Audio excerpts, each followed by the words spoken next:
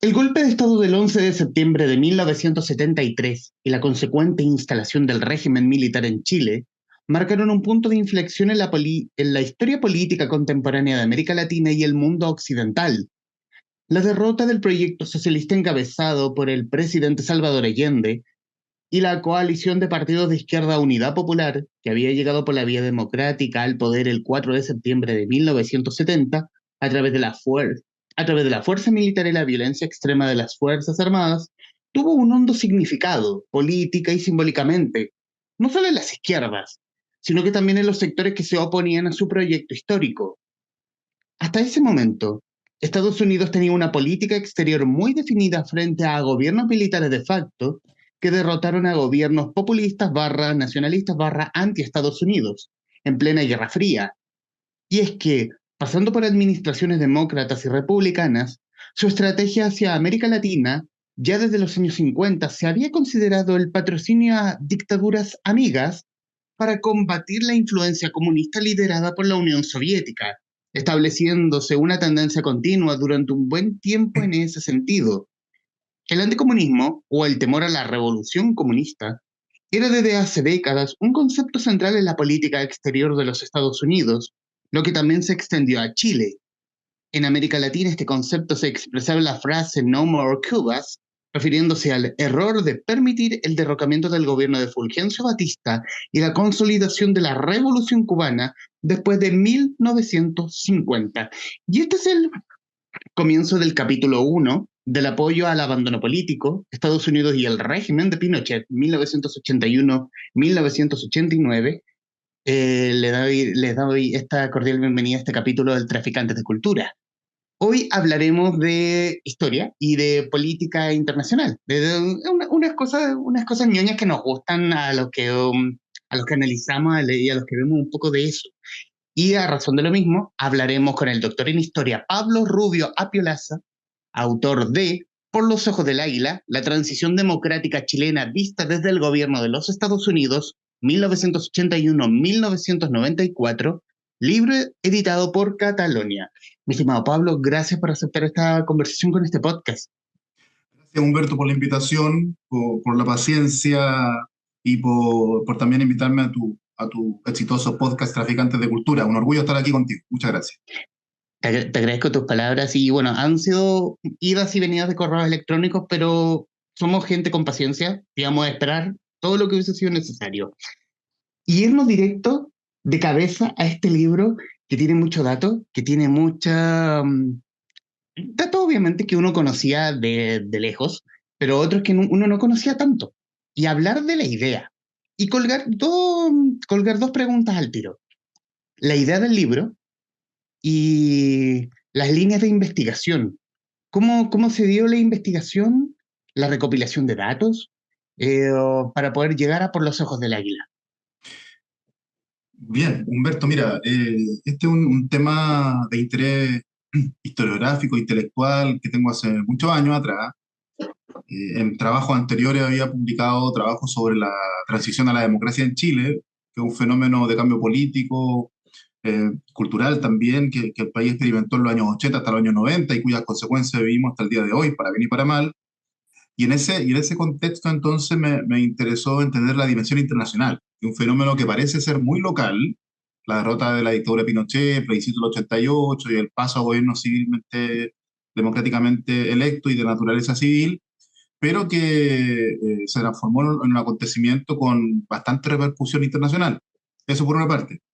Y por otra parte, el rol de Estados Unidos, especialmente en América Latina y particularmente en Chile, siempre ha sido un rol muy presente, en especial desde el siglo XX en adelante. Desde la vieja influencia de los Estados Unidos en el cobre chileno, por dar un ejemplo. Luego, el rol que juega Estados Unidos en la Guerra Fría chilena y particularmente durante el gobierno de Eduardo Frei Montalva y Salvador Allende. Posteriormente, durante la dictadura militar y la instalación del mismo proyecto de Pinochet. En consecuencia, el rol de Estados Unidos durante largas décadas ha sido protagónico, importante. No significa, de algún sentido, que somos una marioneta entre comillas, el imperialismo, ¿cierto? Que es un concepto que se ha manoseado desde su formulación original. pero sí hay un impacto, una influencia, una interferencia importante de la potencia por excelencia en nuestro país. Y para llevar a cabo esta investigación, hice un levantamiento de documentos, fundamentalmente como historiador. Realmente nosotros tenemos como una de nuestras premisas el trabajo documental con la llamada fuentes primarias, y en ese sentido me tocó beneficiarme de una beca ANID de postdoctorado en el extranjero, y tuve la posibilidad de investigar en Estados Unidos y hacer entrevistas.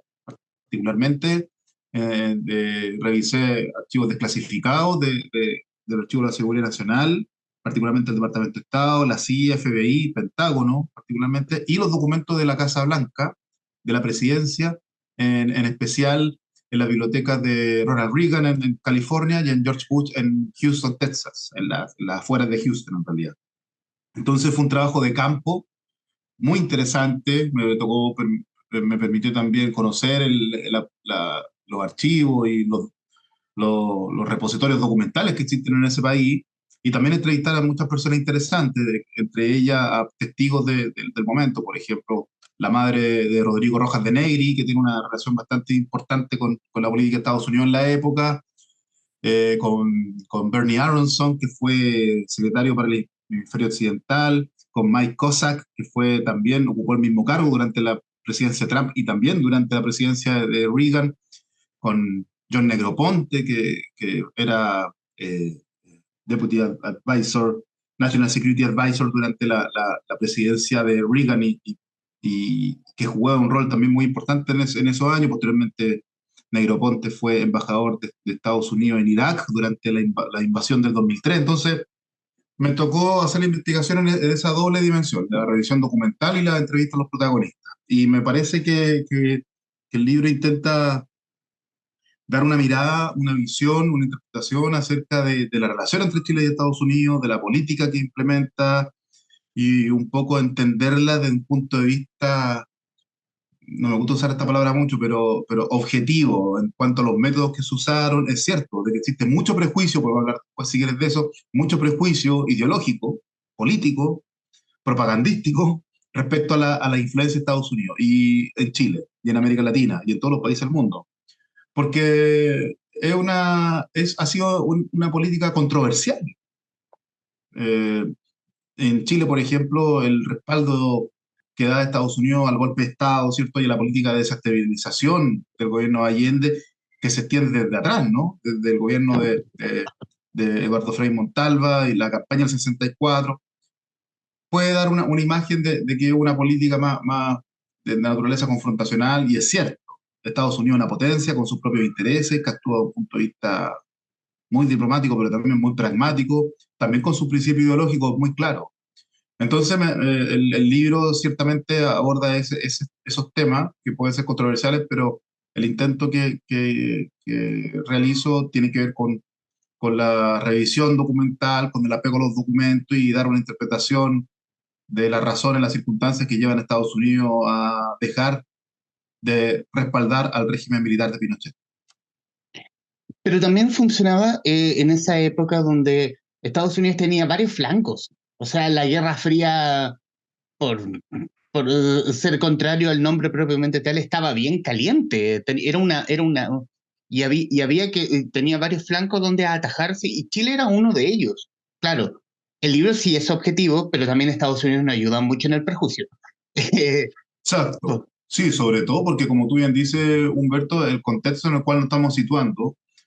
De hecho, uno de los primeros discursos del presidente Reagan habla de una segunda guerra fría, así de plano. Reagan llega al poder por esta reacción conservadora que hay en la sociedad norteamericana, de llevar nuevamente al poder a los republicanos, que habían tenido una mala experiencia con el presidente, no Ford, pero sí el presidente Nixon, que termina, como tú sabes, renunciando al cargo. Prácticamente ha sido el único que ha renunciado al cargo de presidente por el escándalo de Watergate, el año 64. Entonces, el regreso a los republicanos es precisamente por un factor netamente de política exterior. Y bueno, también no lo había hecho muy bien Carter con la inflación, etcétera, pero para los Estados Unidos, con potencia, para los ciudadanos comunes, el tema de la foreign policy, de la política exterior, es muy importante. Y el mal manejo que tuvo el gobierno de Carter de los rehenes de Irán, junto con la posición blanda, según algunos, que mantuvo, dialogante, que mantuvo Estados Unidos con la revolución sandinista en Nicaragua, que fue el acontecimiento, yo diría, clave que determina la política exterior de los Estados Unidos en la región, cuyas consecuencias en Chile también las podemos ver. Claro, Chile es una pieza dentro de un tablero mayor, dentro de un orden global, es una pieza dentro de un ajedrez muy complejo que se está jugando en el ámbito de la Guerra Fría, de una Guerra Fría que, ojo, no sabíamos que se iba a terminar. Es distinto ver la historia del presente. Ah, era la última década de la Guerra Fría, pero en esta época no. En esta época, claro, habían algunos que decían de que la Unión Soviética podía fracasar, pero Estados Unidos se juega a fondo por esta política de Guerra Fría y Chile es un eslabón más dentro de este conflicto global. Recuerda tú que prontamente vino la invasión de la Unión Soviética a Afganistán y la instalación de gobiernos títeres y la guerra de Afganistán. La primera guerra de los 80, ¿no? Que tuvo también Estados Unidos bastante preocupado. Entonces, es un marco que no está carente de conflicto. Eso sí, Humberto, hay que señalar que no es lo mismo cuando se habla del primer gobierno de Reagan, de la primera mitad de los 80, con la segunda. Ujú. Ahí, con la segunda mitad de los años 80, la posición de Reagan es mucho más dialogante con la Unión Soviética. Uno puede ver de que se comienzan a firmar los tratados de asistencia nuclear. Reagan, por ejemplo, va a Berlín, hay reuniones con Gorbachev, un diálogo bastante fluido, especialmente después de marzo del 85, cuando Gorbachev asume este programa de la perestroika y de la glasnost, ¿cierto? Este programa reformista. Entonces, un contexto muy dinámico, que hay que poner mucha atención a las coyunturas del periodo, a los momentos específicos, y eso es lo que se intenta hacer en el libro, de ver cómo Estados Unidos hace un seguimiento de la situación chilena, tomando en consideración esto que dices tú del marco global, de la Guerra Fría y de los conflictos en Latinoamérica, y de cómo Estados Unidos va mirando, supervisando, entre comillas, y también interfiriendo, en este caso, para de alguna u otra forma cambiar su estrategia tradicional que venía llevando a cabo con las dictaduras militares de la región. Es por esa misma razón que tomas el periodo de 1981 como el último periodo de la dictadura y el primer gobierno post-Pinochet, y también tomando que esa Pax, esa Pax armada, o no, ese periodo dialogante entre Reagan y Gorbachev. Sí, efectivamente, la década de 1980 es la última década de la dictadura. También coincide con un marco regional bastante a contratiempo. De hecho, por poner un dato, Humberto, en 1986, 1986 hacia adelante, solamente quedaban dos dictaduras en América del Sur, Paraguay y Chile. Países, por ejemplo, como Uruguay había vuelto a la democracia en el año 84, Argentina en el 83, Brasil en el 85. Recuerda tú con la muerte de Tancredo Neves que asume Sarney en enero-marzo del 85. Entonces, Perú en 1980. Entonces, todos los países estaban bajo gobierno civilmente electo. Todos los países eran democráticos, excepto Chile y Paraguay. Paraguay con una tradición autoritaria mucho mayor que la nuestra. De hecho, la dictadura de Stroessner, como tú bien sabes, se extiende del año 54 hasta el 89, o sea, prácticamente todo el siglo XX, en un régimen bastante autoritario que se llevó a cabo en ese país. Entonces, en el caso de Chile, claramente era una dictadura que estaba a destiempo y también con una situación interna muy compleja, marcada, si quieres puedo hablar de eso después, pero para anunciarlo, con una profunda crisis económica, con las protestas nacionales, con la reaparición de la oposición en sus distintas vertientes, ¿no? Es una oposición dividida, la que está contra Pinochet, claro, uno habla de la concertación, etcétera, pero había grupos que estaban en otra estrategia, importantes también, podemos hablar también después de eso. Entonces, Estados Unidos comenzó un poco a observar, lo mismo dice George Shultz en sus memorias, el secretario de Estado de Reagan, de los dos gobiernos de Reagan prácticamente, fue el segundo secretario y final. Él dice, la dictadura de Pinochet estaba quedando atemporal.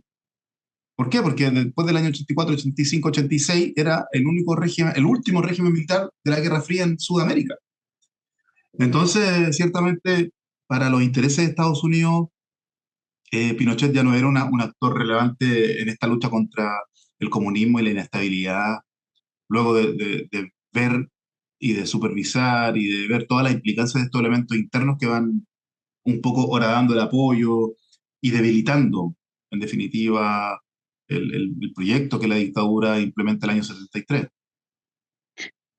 Pero ¿y el punto de inflexión de la relación entre Estados Unidos y Chile? Es porque era que estaba quedando atemporal esta dictadura con olor a guerra, con olor a Guerra Fría, porque también a principios de año conversé con Alec Macpherson, con su ¿Sí? libro, por su libro Matar a Letelier, y también es un hecho bastante serio de que en el fondo es como si me vengan a poner una bomba en el patio de la casa. Y un país tan al sur del mundo, al culo del mundo, disculpando el francés, que me venga a poner una bomba en mi casa y es como que, a ver, no, en el fondo era como, éramos aliados, ¿por qué me haces esto? Sí, la verdad es que conozco bien la obra de Alan, nos conocemos, y ciertamente el asesinato de Letelier marca un punto de inflexión.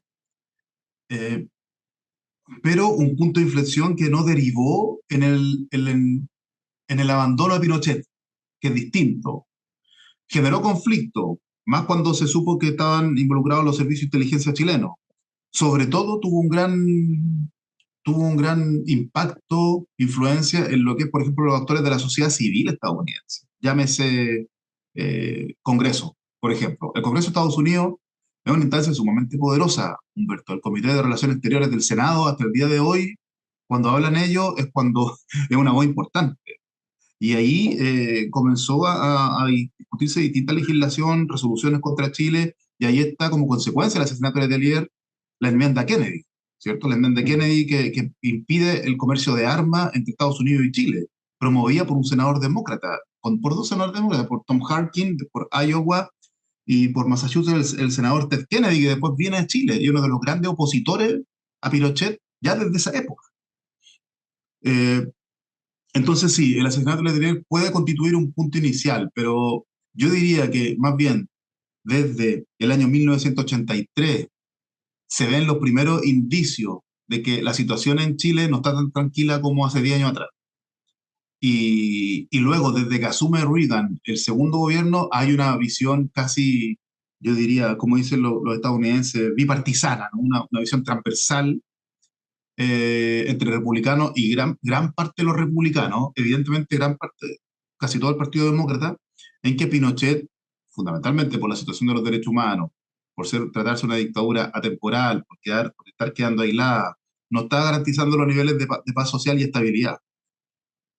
El asesinato de Letelier, por cierto, estaba gobernando el presidente Gerald Ford, ¿cierto?, en otro contexto de las dictaduras. Entonces, Estados Unidos no implementa una estrategia. Carter hace algo poco, no se lleva muy bien con Pinochet, como un gobernante mucho más del ala izquierda de la política norteamericana. Pero con Reagan II, yo creo que hay una decisión, yo creo que mucho más radical, que implica incluso el financiamiento y el apoyo diplomático, político a la oposición, que esto no estaba en el año 76, y el respaldo económico y diplomático del plebiscito del 88, que es el punto final de esta estrategia, ¿no? Y en ese sentido, ¿cómo se da esa colaboración entre Estados Unidos y Chile, el apoyo a la oposición de la época, la relación con los líderes de la Alianza Democrática? Bueno, es uno de los cambios que hace la diferencia respecto a otros momentos de la relación Estados Unidos-Chile. Mm.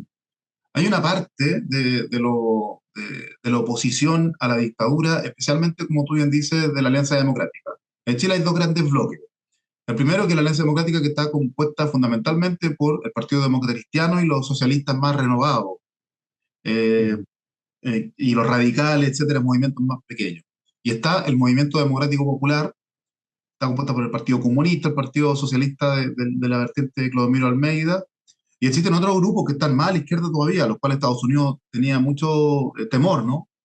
Por representar efectivamente una idea de izquierda más radical y vinculada con estos procesos globales que estamos hablando, por ejemplo, la Revolución Sandinista, Cuba y la Guerra Civil en El Salvador, que era el Frente Patriótico Manuel Rodríguez, cuyo origen es precisamente en Centroamérica, ¿cierto?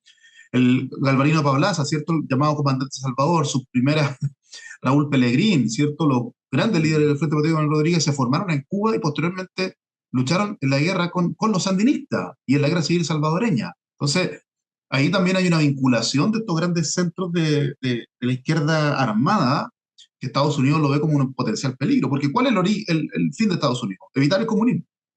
Evitar el comunismo, claro, como Cuba, ya, Cuba estaba controlado, pero del año 79, con la revolución sandinista en Nicaragua, con Daniel Ortega, ciertamente ahí Estados Unidos pone de nuevo el foco en la política latinoamericana, tal cual lo puso en los 60 como consecuencia del peligro cubano.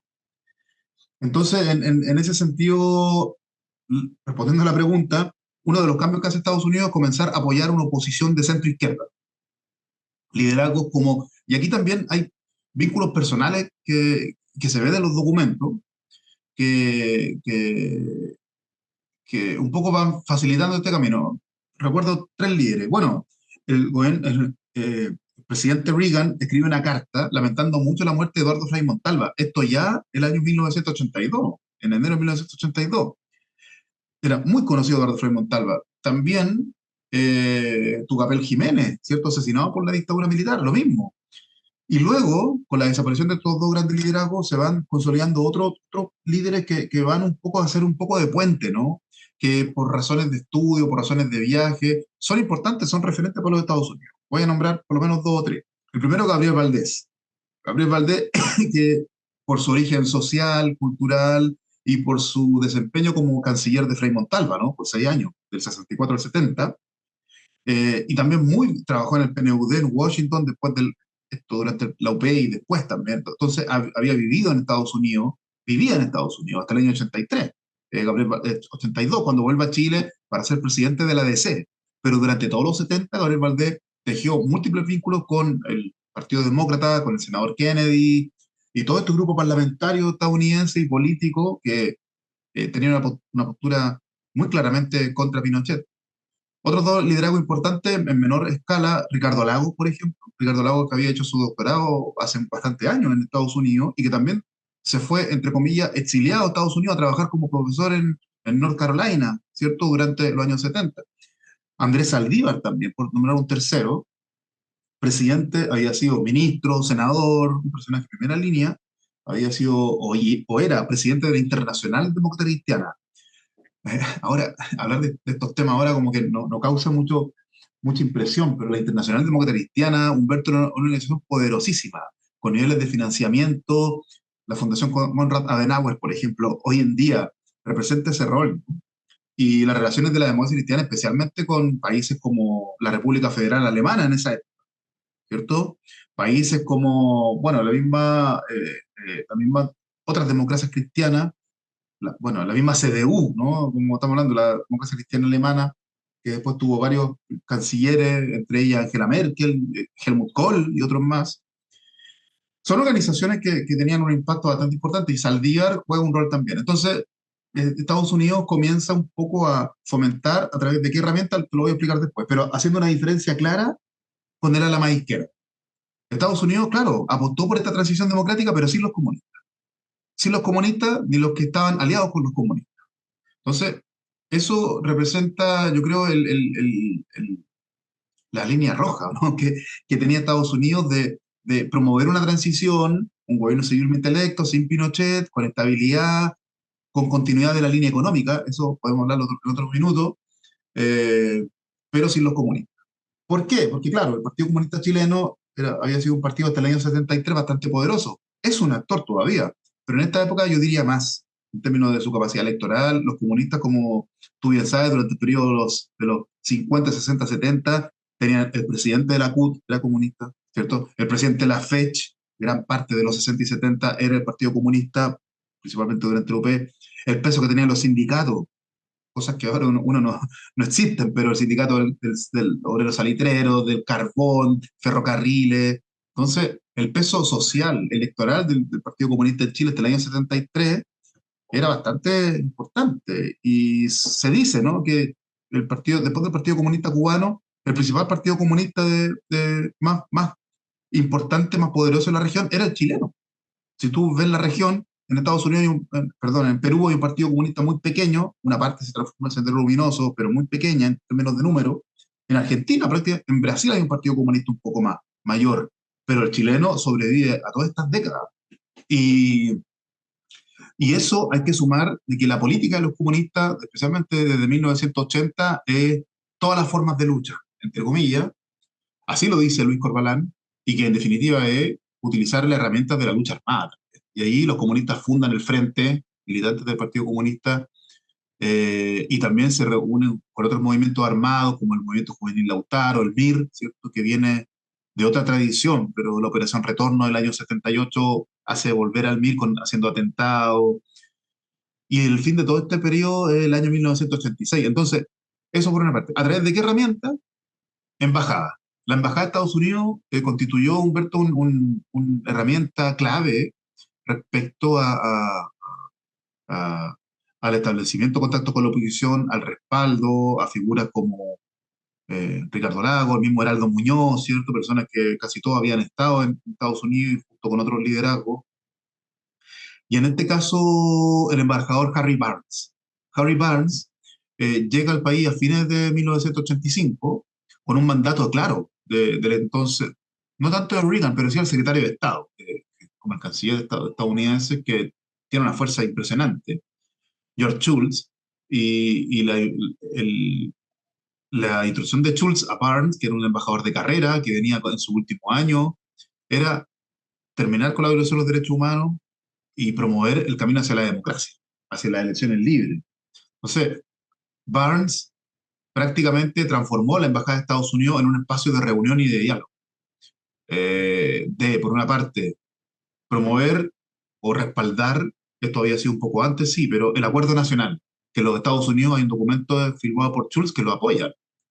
Este documento que firmaron, como tú bien sabes, bueno, lo promueve el almirante, perdón, el cardenal Juan Francisco Fresno, junto con liderazgos desde la democracia cristiana hasta Luis Mayra, pasando por Andrea Lamán, Francisco Bulnes. Hay un arco amplio de establecer condiciones para la democracia futura y sin Pinochet y sin los comunistas, sin los extremos. Y eso Estados Unidos lo respalda mucho, ve como muy atractiva la idea del acuerdo nacional. Ahora, como tú bien sabes, esa propuesta del acuerdo nacional nunca se llevó a cabo porque Pinochet seguía gobernando con puño de hierro durante ese año 85. Pero de esta forma, a través de la embajada, promoviendo reuniones, encuentros, eh, conversaciones, yo diría que también Patricio Elwin fue un liderazgo importante dentro ¿saben? Fue presidente de Chile, pero también fue fundador de la Concertación y un liderazgo importante, presidente del Senado durante el periodo de la Unión Popular, senador antes del golpe. Entonces ahí también los liderazgos, los contactos individuales, junto con el embajador Harry Van, fueron importantes, y en este caso la propia acción del embajador. En 1986 lo desarrollo en el libro, mueren quemados vivos, bueno, muere Rodrigo Rojas de Negri y queda gravemente herida Carmen Gloria Quintana, el llamado caso Quemados. Ujú. Y Rodrigo Rojas era residente en los Estados Unidos. Su madre, me tocó entrevistar, Verónica de Negri, militante comunista, había estado exiliada. Hasta el día de hoy vive en Estados Unidos. Y respaldada por estos senadores que te digo, Kennedy, Harkin y otros más, quienes la llevaron quienes en una visita que hicieron a mediados de los 70, la invitaron a vivir a Estados Unidos a Verónica de Negri, que hasta el día de hoy una militante comunista muy disciplinada, y el hijo de ella, que se fue muy pequeño, Rodrigo Rojas, vino a Chile a hacer una fotografía porque era reportero, quería volver a su país y muere de una forma muy trágica. Y en un acto que algunos consideran de valentía, otros de decisión, el embajador de Estados Unidos en Chile, imagínate esto, Humberto, asiste al funeral de Rodrigo Rojas de Negri. Imagínate tú el año 86, con toda esa tensión, en medio de la protesta nacional, el embajador de Estados Unidos en Chile, en una clara muestra de oposición a Pinochet, ¿cierto? Una clara muestra de descontento con el régimen, va al velatorio y al funeral de Rodrigo Rojas, y afuera hay guanaco, hay desorden en las calles, estamos en un tiempo difícil. Y Barnes sostiene que cuando le preguntan posteriormente, él dice que va al funeral de Rodrigo Rojas precisamente porque la política de Estados Unidos es detener la violación de los derechos humanos y establecer un gobierno democrático, civil, electo. Entonces, todas esas situaciones, el apoyo da Barnes posteriormente al plebiscito y otras iniciativas, va económico también, financiero, va un poco tejiendo esta idea de que los Estados Unidos van promoviendo un cambio político, respaldando un cambio político que se gesta aquí en Chile, pero la Embajada de Estados Unidos es un actor muy importante ahí para promover este nuevo modelo. Ahora, eh, hay otro elemento que los Estados Unidos, entre comillas, condicionan este proceso de transición o ponen como uno de sus puntos que no se va a transar, que es el tema económico. Como sabemos, el régimen militar se caracterizó por llevar a cabo un proyecto económico muy claro, que es el neoliberalismo o una economía de mercado, ultraliberal, como queramos denominar. Es un tema ya más conceptual.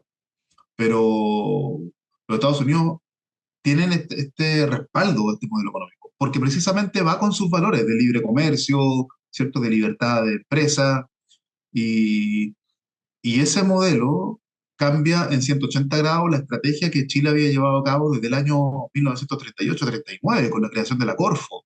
Entonces es un cambio copernicano respecto a las políticas económicas llevadas en el rol del Estado, el rol de los privados, el rol de las exportaciones, el rol de la propiedad, el papel de los empresarios. Todos estos elementos fueron los que cambiaron en este modelo económico.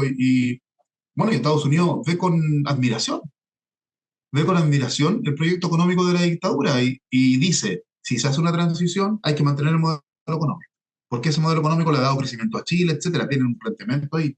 Y esto lo dice muy claramente el secretario de Estado Schulz durante una reunión del Consejo de Seguridad Nacional. El caso de Chile llegó a discutirse en el Consejo de Seguridad Nacional del gobierno norteamericano, una instancia muy delicada, en noviembre del año 86.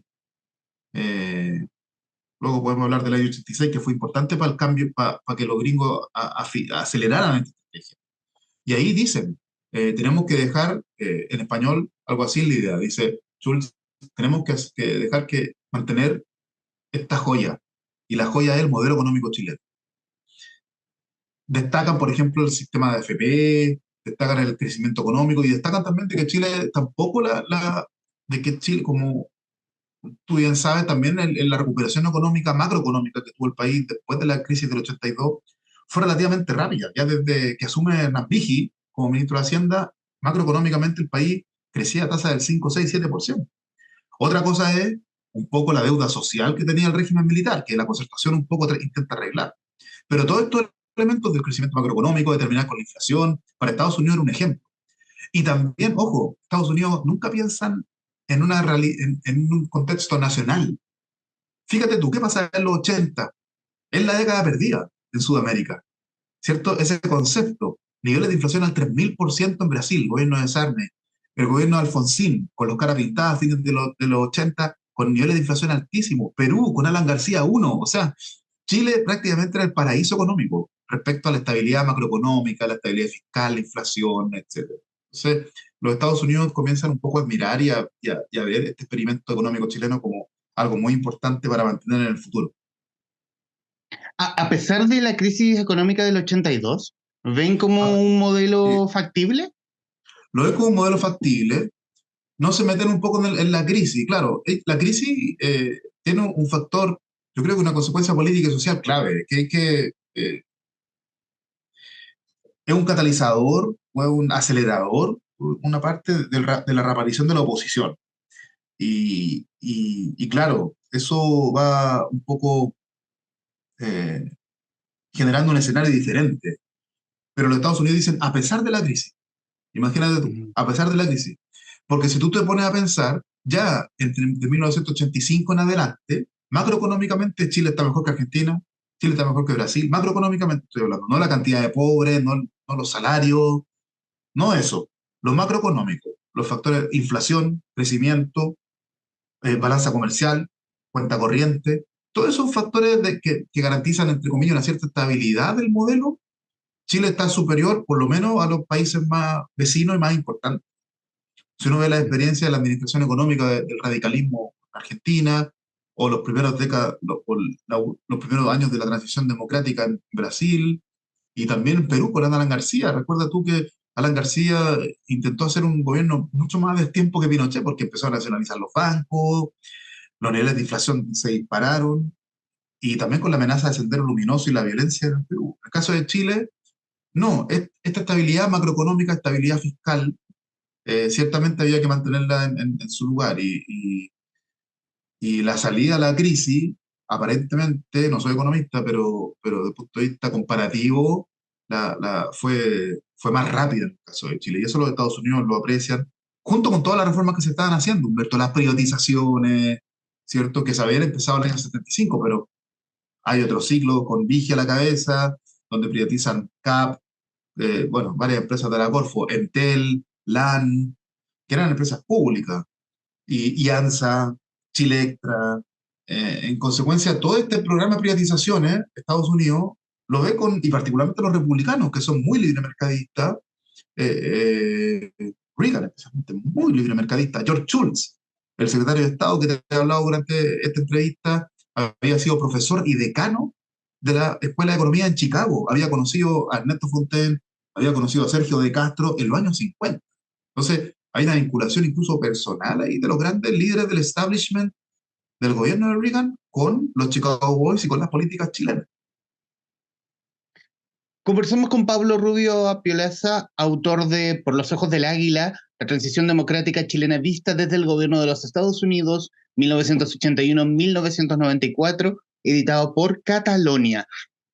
Hablemos de 1986, el año decisivo. ¿Cómo ve Estados Unidos? Porque de alguna forma, a ver, no sé si siento que Chile haya jugado un papel preponderante internacionalmente en aquella época, pero era algo como tú miras por la ventana y te asomas. Así imagino Estados Unidos, mientras ve por otro lado una ventana más grande. Sí, bueno, Chile era un país simbólicamente importante, ¿ah? Y hace mucho tiempo atrás, a mí me parece que el año 70, la llegada al poder de Allende, y el año 73, el derrocamiento de Allende, constituyeron eh, acontecimientos de una guerra fría global, como dice un libro que se escribió sobre el tema. De hecho, si tú escuchas líderes importantes del pasado y una entrevista, por ejemplo, al presidente mexicano Andrés Manuel López Obrador diciendo que el golpe del 73 lo marcó, la figura de Allende. Siempre cita Allende a AMLO en sus discursos. Entonces, ¿me entiendes? Entonces, un tipo que no tenía mucha edad en ese año 73. O líderes de la talla de François Mitterrand en Francia, que también para él en distintas entrevistas ha dicho la figura de Allende del 73. Entonces, no solo en Estados Unidos, sino que en el mundo occidental, yo diría, porque ya nos meteríamos en otras Honduras, es que empezamos a hablar de África, China, Oriente, pero en el mundo occidental, la dictadura de Pinochet, también por el exilio, ¿no? Según datos no oficiales, alrededor de 800.000 chilenos, incluyendo familias, se trasladaron fuera del país. Entonces, la resonancia que tuvieron la violación de los derechos humanos, sobre todo en un país que hasta el año 73 había considerado a Chile como un país, entre comillas, de un gobierno civil, democrático, de una estabilidad mayor a los otros países, especialmente en el caso argentino. O sea, del año 30 hasta el año 83, 7 golpes militares, 7 intervenciones, incluyendo el gobierno de Perón, ¿cierto? Que es cuestionable también por sus credenciales democráticas por algunos. Entonces, claro, Brasil, que tuvo 20 años de dictadura, Humberto, del año 64 al 85. Entonces, claro, Chile fue un ejemplo del año 73 por su estabilidad democrática. Y luego también, entonces, eh, no hay que caer tampoco en este ombliguismo de considerar a Chile como lo más importante. No, no era lo más importante, pero sí era un actor relevante dentro de América Latina en esta época. Y el año 86, este doble acontecimiento entre agosto y septiembre, que en primer lugar el descubrimiento del arsenal de Carrizal Bajo, acción perpetrada por el Frente Patriótico de Rodríguez, y el mes siguiente el intento frustrado de atentado, donde mueren escoltas del general Pinochet y el general sale ileso de esta operación, de la llamada Operación Siglo XX, perpetrada también por el Frente, levanta la alerta. Y Reagan envía una carta a Pinochet luego del atentado fallido y le dice que siente la situación, que se considera un amigo de él, pero que por otra parte él espera de que esto sirva para seguir profundizando el camino hacia la democracia. Entonces, claro, es un respaldo personal, pero políticamente Reagan estaba prácticamente ya en otra sintonía en el año 86. Y luego está esta reunión del año de noviembre del año 86 del Consejo de Seguridad Nacional, donde están los asesores, está Reagan, está el secretario de Estado, está Barnes también, que viaja a Estados Unidos a informar sobre el caso chileno. Y esa reunión es importante porque hablan más bien de que, por ejemplo, eh, Kainberger, que es uno de los asesores de Reagan, ¿cierto? Casper, ¿cierto? Sostiene lo siguiente, dice, la cuestión no es si es que en Chile nosotros apoyamos la democracia, nosotros la apoyamos, pero vamos a hablar hoy día de los métodos que tenemos que usar. O sea, no está en discusión el hecho de que queremos apoyar a Chile hacia la democracia, eso ya no está en discusión, era un hecho que Estados Unidos estaba desde antes del 86 promoviendo este cambio político. De ahí, claro, se toma la decisión de que tiene que ser una transición sin el Partido Comunista, a través de la vía electoral. Y en Chile, claro, si bien es cierto, el plebiscito del 88 fue una mezcla un poco entre presión a la dictadura, porque el plebiscito, digamos la verdad jurídica, el plebiscito está, eh, digamos, establecido en la Constitución, ¿cierto? Cuando se promulga la Constitución en el 80, que empezó a regir en marzo del 81, decía un gobierno de 16 años, pero con un plebiscito en medio de los 8 años. Y eso fue lo que se cumplió. Entonces, los defensores del régimen militar dicen, ¿no? De que el cronograma se respetó tal cual, claro, pero era difícil, fue difícil para la dictadura tomar la decisión de hacer el plebiscito, y Estados Unidos claramente estaba empecinado en hacer esta consulta. Estaba muy preocupado, yo diría que ese año 88 fue un año de especial preocupación de la situación que podía generarse en Chile si es que Pinochet no, primero, si es que el plebiscito iba a ser hecho con garantía, con limpieza electoral. Segundo, en el caso de resultados adversos, si Pinochet iba a respetar. Y tercero, la incertidumbre para el futuro, si Pinochet realmente iba, si es que ganaba el no, iba a dejar el poder efectivamente. Entonces, todas estas cuestiones, estas tres cosas, estaban en primera línea ahí en los análisis, y por eso el apoyo al plebiscito. Estados Unidos vio el plebiscito tal cual lo vio la concertación, como la única salida más realista, más pacífica, más institucional, para derrotar a la dictadura. Ahora, eh, lo que Estados Unidos no quería tampoco era una ruptura del sistema. Si también lo que propone Estados Unidos es la estabilidad, porque la estabilidad es la mejor forma de que el concepto de estabilidad, estabilidad política, de gobernabilidad, es que evitar de que Chile se transformara en un Perú, por ejemplo, con un sendero luminoso, después el MRTA, que nace en el 84, sendero del 80, surge la luz pública, se había fundado mucho antes, pero si tú ves los niveles de violencia política en el Perú, en Argentina, claro, Alfonsín está del 86, pero están los Carapintadas, recuerda que los militares argentinos, si bien es cierto, se había hecho un juicio a la Junta, pero los militares argentinos seguían siendo un actor muy relevante, con Menem se calmaron. Entonces, Estados Unidos, viendo el barrio, ve que el plebiscito del 88 puede ser una forma pacífica de derrotar a la dictadura en su propia cancha, y claro, había que limitar a Pinochet, sacarle un poco el camino, sin los comunistas, y de esta forma el diseño que ellos hacen es notable en ese ámbito, o sea, promover una transición más socialdemócrata, moderada, con la democracia cristiana, manteniendo el libre mercado. Y ahí el rol, por ejemplo, de estrategas de la concertación tipo Edgardo Benninger, que también había vivido en Estados Unidos, y Alejandro Foxley, que había obtenido un doctorado en economía en Estados Unidos, también muy vinculado, y si bien es cierto, Foxley, bueno, primer ministro de Hacienda de Patricio Elwin, único ministro de Hacienda de Patricio Elwin, eh, tenía algún pasado de ideas comunitaristas, que eran las ideas de la democracia cristiana en la época, pero bueno, el mismo Benninger dice de que la concertación tuvo que aceptar el modelo económico, lo dice en su libro Lecciones para la Gobernabilidad, lo mismo caso de Foxley, que terminan por asumir el modelo de la dictadura, claro que haciendo algunas modificaciones. Si uno ve, por ejemplo, Humberto, los índices de gasto público, de gasto social, eh, eh, evidentemente la política tributaria, de hecho, entre las primeras reformas que hace el presidente Elwin tiene que ver con una reforma tributaria, subir el IVA, subir el impuesto a las empresas, hacer un reordenamiento en ese sentido. Entonces, pero las grandes líneas de la promoción de las exportaciones, garantía al capital privado, etcétera, para muchos esto fue una traición, ¿ah? No sé si conoce el libro de Hugo Facio, de este economista, que dice Elwin, el programa abandonado. porque claro, Mm. el programa de Elwin del 89 incluía ciertas medidas más de izquierda, por ejemplo, revisar las privatizaciones, pero eso nunca sucedió. Es más, durante Frei Ruiz Tagle se siguió privatizando el agua, las carreteras, entonces hay una aceptación macroeconómica ahí de los principios del sistema neoliberal, con elementos de justicia social, es verdad. Eh, eh, Se hizo una reforma laboral también, con Manuel Busto y con el ministro del Trabajo, René Cortázar, y con Sebastián Piñera en el Congreso, ¿no? Senador de Renovación Nacional, que jugó algo así como el representante de la derecha liberal ahí en el Congreso. Pero, pero esta fue uno de los grandes temas que puso Estados Unidos en la continuidad del modelo económico.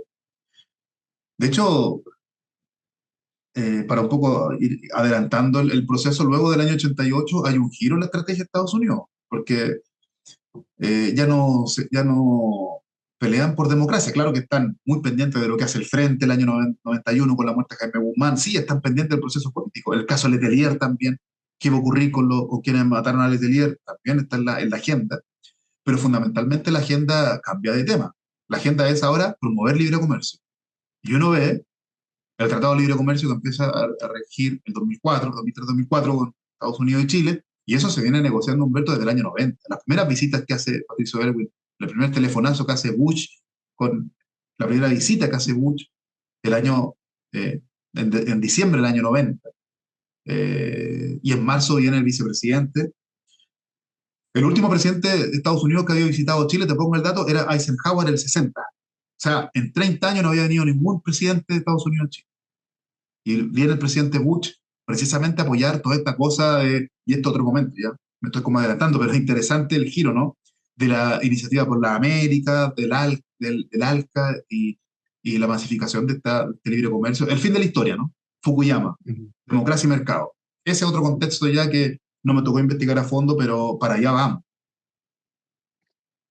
Y en los minutos que nos quedan de grabación, bueno, colar dos preguntas de lo que mencionaste. Ya cruzamos los 90, ya el establecimiento del gobierno de Elwin, el mantenimiento del modelo económico, y hablabas de estos ecos de justicia social, como para no poner el modelo económico en bruto aprobado por Estados Unidos. Estados Unidos aprobó estos ecos de justicia social, como lo mencionas, y respecto de poder mirar, conversar, llevar a cabo una buena transición pacífica, dejando los grupos extremistas a un lado.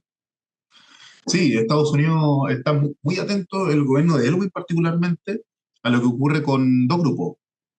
Los primeros que son los militares, especialmente el rol de Pinochet y el rol de los enclaves autoritarios en la Constitución del 80. Está muy preocupado de un poco las limitantes que pueda hacer para una democracia. Ahora no se involucra más allá, pero sí opina bastante sobre el rol importante que está ejerciendo Pinochet, también en estos conflictos cívico-militares como los Pinocheques y el ejercicio de enlace. Ujú. Eh, Estados Unidos sí está muy pendiente de un poco de que el sistema no se desestabilice, de que se mantenga la gobernabilidad democrática. Hay un respaldo, yo creo que es inédito y muy decidido al presidente Elwin, ¿no? Y al gobierno de la concertación. En ese sentido, no hay duda. No es que Estados Unidos estuviera eh, preocupado de que una regresión autoritaria tipo Fujimori. No, no. No se ve eso, no se ve eso en la política de Estados Unidos, sino que hay un respaldo a la concertación, un respaldo a las políticas de Elwin. Y en ese sentido, sí, yo creo que hay una. Claro, lo que interpreta Estados Unidos, lo que interpretan mucho, es que esta política social de la concertación es un perfeccionamiento del modelo, no es derrotal, no es la antítesis del modelo, sino que es un complemento. Para Estados Unidos y para muchos liderazgos con la concertación, crear, por ejemplo, el Plan Auge, un ejemplo más tardío ya, o el FOSIS, ¿cierto? Fondos para la superación de la pobreza, o el subir el sueldo a los profesores, no sé, o construir más hospitales. Se decía en la campaña de la concertación, un poco exagerando el argumento, que Pinochet había construido 3 hospitales en 17 años. ¿Me entiendes? Entonces hay una deuda social con la salud, con la educación, con las pensiones, cosa que está en discusión hoy en día y que la concertación no pudo modificar, o no quiso, o no pudo por la mayoría en el Congreso. Eso es otro tema, pero pero en definitiva lo que hay ahí es un respaldo claro de estos perfeccionamientos que hace la concertación al modelo, porque no implican una vuelta atrás, no implican, por ejemplo, volver a un papel del Estado más protagónico.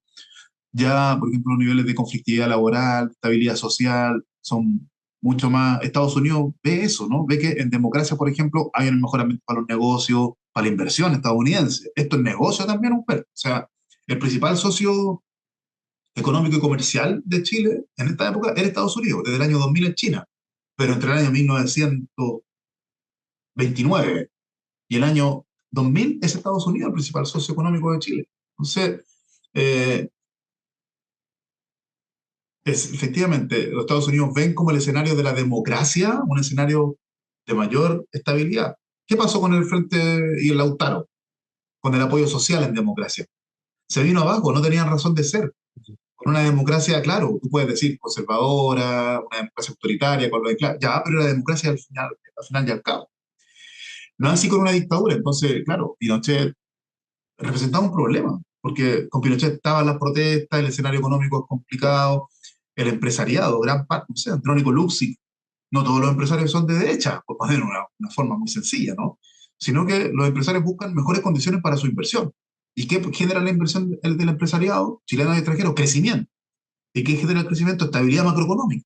Entonces, las condiciones políticas para esta relación económica estaban dadas por una democracia como queramos calificar política o historiográficamente, pero democracia al fin y al cabo, gobiernos civiles, con partidos políticos legalizados, con elecciones populares, con un sistema de participación más o menos regulado, con libertades públicas, con Estado de Derecho, cosa que en la dictadura no existe. En consecuencia, Estados Unidos tiene un respaldo muy claro hacia esa línea. Ahora sí, en los minutos que nos quedan, Pablo, en verdad quiero darte las gracias porque ha sido una conversación fascinante. Es un libro fascinante, sobre todo por los datos, y creo que hemos dejado, en virtud del tiempo, mucho dato afuera, pero quiero recomendarles para quienes nos están viendo o verán este podcast, el Por los Ojos del Águila, ayuda a entender el proceso, o ponerle cara, ponerle razón a cómo se dio la transición política, cómo Estados Unidos vio el Chile de Pinochet y cómo lo vio ya con el primer gobierno democrático. Es un libro claro, ante todo es un libro claro, un libro que se entiende bajo muchos puntos. Y obviamente estos minutos finales, Pablo, son tuyos para que digas lo que gustes respecto del libro, de lo que quieras.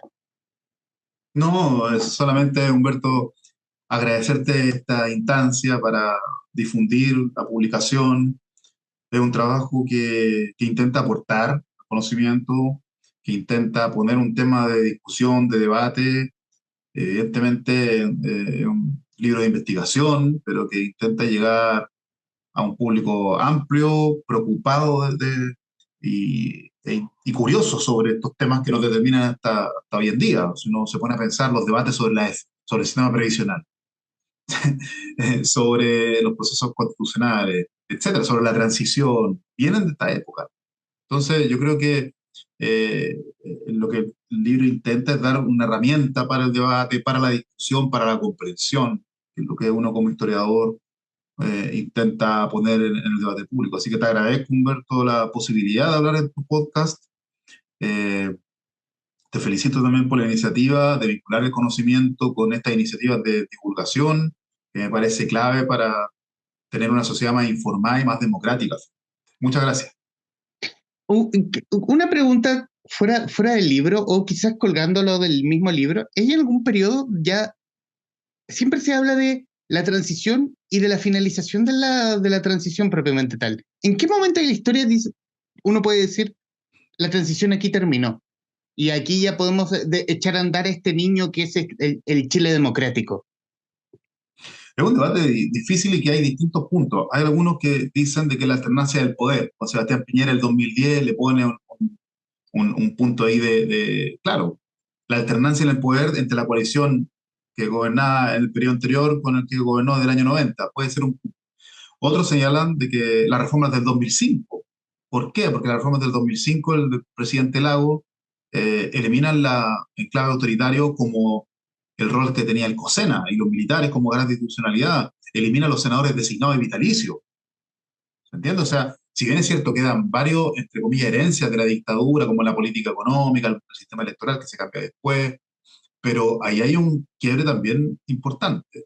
Y otros, los más radicales, dicen de que el cambio de la constitución, ¿no? Un eventual cambio constitucional daría fin a un ciclo largo que está marcado por la Constitución de 1980, que todavía sigue siendo la Constitución de la dictadura, con cerca de 300 reformas, pero el vicio de origen, como dicen los abogados constitucionalistas, sigue siendo el haber sido elaborado durante el régimen militar.